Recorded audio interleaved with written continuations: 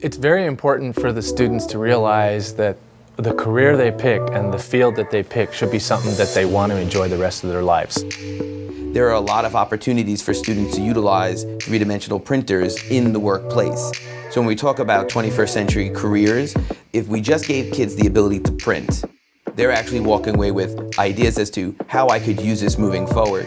I know what I'm going to get with a MakerBot. I know that it's going to work. I know how it's going to work. The reliability was obviously a big factor because we didn't want to bring something in that would fail. The reason why we continue to do what we do successfully is because of the customer service for MakerBot is outstanding. We get the parts we need, we get things fixed, we get replacements, whatever it might be, as soon as possible. There was no guide when I started, and now that there's this opportunity to see how to use a 3D printer, how to load it, how to clear it, frees you to then focus on the teaching the children how to design. We also have the Thingiverse for Education piece where now you have these things that have been developed by educators.